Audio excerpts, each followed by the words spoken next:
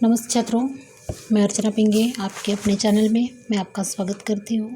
तो आज हम देखने जा रहे हैं कक्षा 8वीं में जो 8वां लेसन है पूर्ण विश्राम, जो सत्यकाम विद्यालंकार जी का है।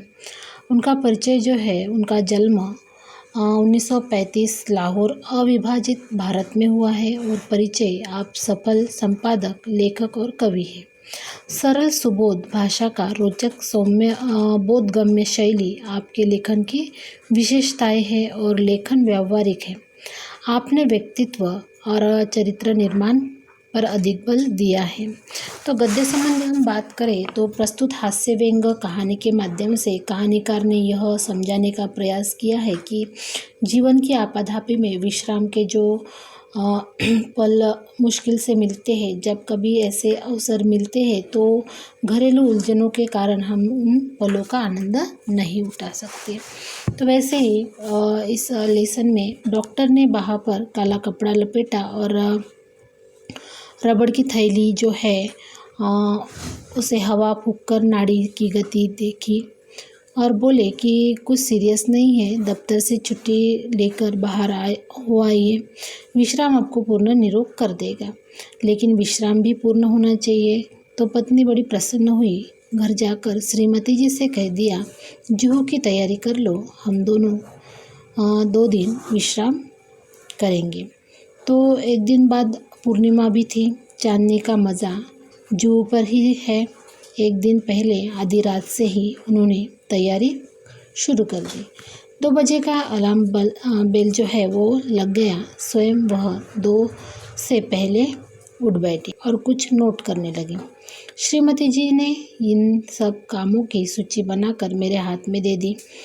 गैरेज में पहुंचकर श्रीमती जी ने मोटर में हवा भरने की पिचकारी, ट्यूब, बॉल, रबड़, सॉल्यूशन, 1 गैलन इंजन ऑयल आदि जो चीज़ें हैं वो लिखी गई थी। दिन भर दौड़े धूप करके पायधुनी से मिस्त्री लाया। सुबह से शाम हो गई, मगर शाम तक में ऐसे 2 खिड़कियों की चटकिनियाँ जो थी वो भी कसी गई थी और मोटर के लिए जो सामान लाते लाते रात तक दिल की धड़कन दुगनी हो गई थी। तो इस तरह से उन्होंने अपनी पत्नी को बताया कि हमें अभी जुहू जाना है। तो जुहू के लिए जाने के लिए उनकी तैयारी होने लगी और फिर रात को सोने लगे तो श्रीमती जी ने आश्वासन देते हुए कहा कि कल जुहू पर दिन भर विश्राम लेंगे तो थकावट दूर हो जाएगी, ऐसा उनके पत्नी ने कहा। श्रीमती जी ने अपने कर कमलों से घड़ी की जो गुंडी है वो घुमाकर अलार्म लगा दिया और खुद बाहर जाकर मोटर का पूरा मुआयना करके यह तसल्ली कर ली कि सूची में लिखा सब सामान जो है वो आ गया है नहीं आ गया। फिर सुबह 5 बजते ही अलार्म ने शोर मचाया। फिर क्या हुआ कि रोशनी होते न होते जुहू की तैयारी चरमसीमा पर पहुंच गई। यानी पूरी तरह से वो लोग क्या करने लगे, जुहू जाने की तैयारी करने लगे। स्टोव को भी आज ही धोखा देना था, यानी स्टोव जो है वो उनका बुझ गया। वह हर मिनट बुझने लगा। आधा घंटा उसमें तेल भरने चौकनी करने में चला गया। फिर आखिर चाय का प्रोग्राम उन्होंने स्थगित कर दिया। चाय बनाना बंद कर दिया और हम दत्तचित्त हो तैयारी में जुट गए। थोड़ा नर्वस होके वो क्या हो गए, तैयारी में जुट गए। वाटरलू जाने से पहले नेपोलियन ने भी ऐसी तैयारी नहीं की होंगी। यहाँ पे सत्यकाम जी बता रहे हैं कि देखो, वाटरलू जाने से पहले नेपोलियन ने भी इतनी तैयारी नहीं की होंगी, इतनी तैयारी मुझे करनी पड़ी।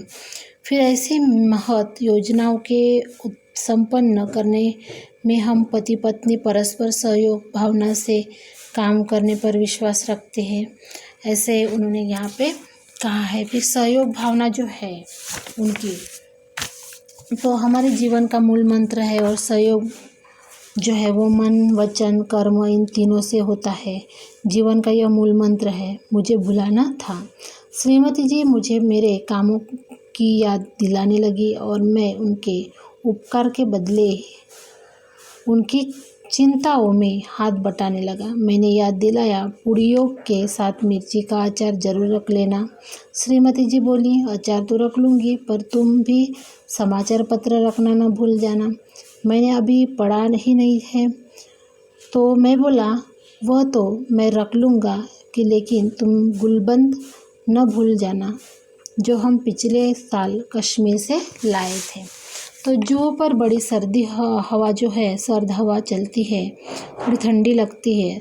तो गुलबंद तो रख लूँगी लेकिन तुम कहीं बेदिन सूट रखना न भूल जाना, नहीं तो नहाना धरा रह जाएगा। ऐसा उन्होंने मीन्स हर एक चीज़ों का जो याद है वो पति पत्नी दोनों एक दूसरे को याद दिला रहे थे। और तुम कहीं रबर कैप भूल गई तो गजब हो जाएगा। वह तो रख लूँगी लेकिन तुम नोट पेपर लिफाफे जो है वो भी रख लेना। और तो देखो राइटिंग पैड भी नहीं भूलना। ऐसे वो उनकी पत्नी अपने पति को कहती है, लेखक को कहती है। राइटिंग पैड का क्या करूँगी? कई दिन से माँ की चिट्ठी आई पड़ी है, जो ऊपर खाली बैठे जवाब दे दूँगी। यूँ तो वक्त भी नहीं मिलता है। ऐसा उन्होंने कहा है। फिर हुआ क्या कि और सुनो, बिजली के बिल और बीमा के जो नोटिस आ पड़े हैं उनका भी भुगतान करना है, तो उन्हें भी डाल लेना है। उस दिन तुम धूप का चश्मा भूल गए तो सर का दर्द चढ़ गया, इसलिए कहती हूँ कि छतरी भी रख लेना है। इस तरह से लेखक की जो बीबी थे उन्होंने क्या किया, उनको याद दिलाया कि इस तरह से आपके साथ हुआ है तो आपको छतरी लेनी है। अच्छा बाबा रख लूँगा। और देखा, धूप से बचने की क्रीम भी रख लेना, शाम तक छाले न पड़ जाए, वहाँ बहुत करारी धूप रहती है। फिर श्रीमती जी कहती है, तो जा रही थी कि रख लूँगी लेकिन ढूंढ रही थी नेल कटर ने।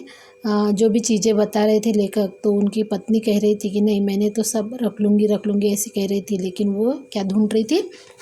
नेल कटर ढूंढ रही थी। कैंची ब्रश सब तो मिल गया था लेकिन नेल कटर नहीं मिल रहा था, इसलिए भाई बहुत घबराई गई थी। अरे मैंने कहा जाने दो नेल कटर, बाकी सब चीज़ें तो रख लो। इधर मैं अपनी नया अखबार जो है वो और कुछ ऐसी किताबें थैले में भर रहा था जो बहुत कुछ दिनों से समालोचना के लिए आई थी, और सोचता था कि फुर्सत से समालोचना कर लूँगा। फिर आखिर 3 जो है वो किताबें थैले में झोंक ली। कई दिनों से कविता करने की भी धुन सवार हुई थी और उनकी कई कतरनें जो है उधर इधर बिखरी थी। फिर उन्हें भी जमा किया। फिर सोचा, जो काव्य प्रेरणा के लिए जूह से अच्छी और कौन सी हो सकती है। ऐसा उन्होंने अपने मन में सोचा कि काव्य जो है, जो मैं कविता बना रहा हूँ तो वो उससे बहुत अच्छी प्रेरणा मिलेगी जूह में जाकर, और मैं अच्छे से अच्छे कविता बना पाऊँगा, ऐसा उनको लगा था। आखिर कई अटैची, कई थैले, कई झोले भरकर हम जूह पहुँचे। 5-7 मिनट तो हम स्वप्नलोक में विचरते रहे। हम समुद्र में नहाने को चल पड़े। समुद्र तट पर और लोग भी नहा रहे थे। एक ऊंची लहर ने आकर हम दोनों को ढक लिया। लहर की उस थपेड़ से न जाने श्रीमती जी के मस्तिष्क में क्या नई स्फूर्ति आ गई कि उन्होंने मुझसे पूछा, तुम्हें याद है बरामदे की खिड़की को अंदर से बंद कर दिया था या नहीं? उनको जैसे वो लहर आ गई वैसे ही उनको कुछ याद आ गया, उनकी श्रीमती को कुछ याद आ गया। तो उन्होंने कहा कि देखो बरामदे की जो खिड़की है उसको तुमने बंद कर दिया या नहीं किया? फिर मैं कह उठा कि मुझे तो कुछ याद नहीं पड़ता। अगर वह बंद नहीं हुई तो और खुली रह गई हो तो क्या होगा? कहते कहते श्रीमती जी के चेहरे की जो मीन्स रंगत है वो क्या हो गई, पीली पड़ गई। और मैंने कहा चलो छोड़ो, अब इन चिंताओं को जो होना होगा तो वो जो हो जाएगा। तो मेरी बात से तो उनकी आंखों में आंसू का समुद्र ही बह गया और उनके कांपते ओठों पर यही शब्द, अब क्या होगा? और अगर खिड़कियाँ खुली रह गई होगी तो घर का क्या होगा? यह सोच उनकी अधीरता और भी ज़्यादा होती जा रही थी। और जिस धड़कन का इलाज करने के लिए वो लेखक जो है वो जूहू में गए थे, तो वही धड़कन जो है अभी 10 गुना बढ़ गई थी। मैंने तेज़ी से मोटर चलाई। मोटर का इंजन धक धक कर रहा था, लेकिन मेरा दिल उससे भी ज़्यादा तेज़ रफ्तार से धड़क रहा था। फिर क्या हुआ कि जिस रफ्तार से हम गए थे उससे दुगनी रफ्तार से वो वापस भी आ गए। अंदर आकर देखा कि खिड़की की जो चटकनी है वो बस दूर लगी थी और फिर सब ठीक ठाक था।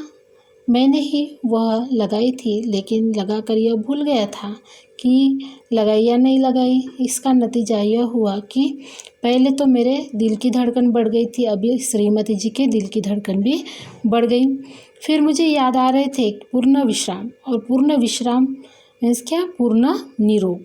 साथ ही यह विश्वास भी पक्का हो गया था कि जिस शब्द के साथ जो है वो पूर्ण शब्द लगा जाता है तो वह पूर्ण भयावह हो जाता है। यानी वो आराम करने के लिए गए, विश्राम करने के लिए गए, लेकिन उनके साथ जो मीन्स हुआ है तो उनका आराम जो है वो क्या हो गया, हराम हो गया।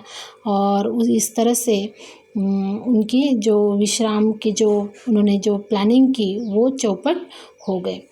तो मेरा कहने का तात्पर्य यह है कि घरेलू जो हमें काम होते हैं या घरेलू जो बातें होती, उलझनों के कारण हम उन पलों का आनंद नहीं उठा सकते। तो इस तरह से हमारा ये जो लेसन है पूर्ण विश्राम यहाँ पे समाप्त हो गया। अगर आपको ये वीडियो अच्छा लगा तो वीडियो को लाइक कीजिए, चैनल को सब्सक्राइब कीजिए और अपने दोस्तों के साथ शेयर करना नहीं भूलिए। धन्यवाद।